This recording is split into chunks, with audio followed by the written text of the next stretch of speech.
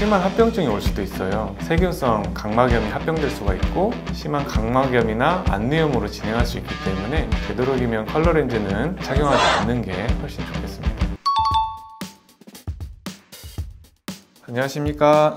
동인천 유배란과의 황신영 원장입니다. 보통은 이제 결막, 그리고 우리가 이제 흰자위라고 하는 결막 쪽에 염증이 생기고 그러면서 충혈되고 통증이 생기면서 붓고 하는 게 이제 결막염의 증상입니다. 주로 이제 시즌이 있죠. 이제 계절성 알레르기 결막염 같은 경우에는 봄, 가을로 많이 오게 되고 그렇지 않다 하더라도 손 위생이 깨끗하지 않는 우리 아이들이나 이런 친구들은 이제 신학기 이럴 때 또 눈병에 많이 걸려서 오게 됩니다.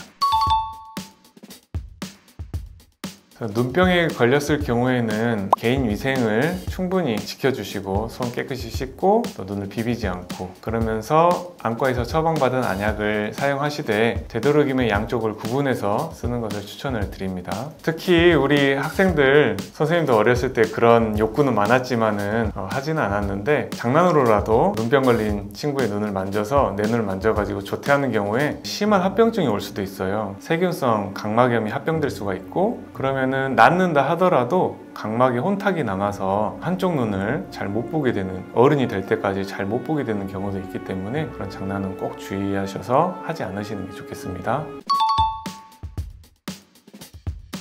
눈병이 걸렸을 때는 렌즈를 착용하지 않는 게 원칙입니다. 전염력이 있고 한쪽에만 눈병이 온다 하더라도 반대쪽 눈으로 우리가 자면서 눈물이 넘어갈 수도 있고 또 나도 모르게 무의식적으로 눈을 만질 수가 있기 때문에 가급적이면은 양쪽을 착용하지 않는 것이 훨씬 좋습니다만 직업상 혹은 여러 가지 중요한 일이 있을 때 반드시 렌즈를 껴야 되는 경우에는 조심하시고 처방받은 안약들을 사용하시면서 착용하시는 것은 괜찮겠습니다. 특히 컬러 렌즈 같은 경우에는 훨씬 예후가 안 좋은데요. 컬러 렌즈에는 진한 염료가 함유가 되어 있고 그 성분을 알지 못하는 경우가 종종 있습니다. 그럴 경우에 단순히 눈병이 아니라 심한 각막염이나 안내염으로 진행할 수 있기 때문에 되도록이면 컬러 렌즈는 착용하지 않는 게 훨씬 좋겠습니다.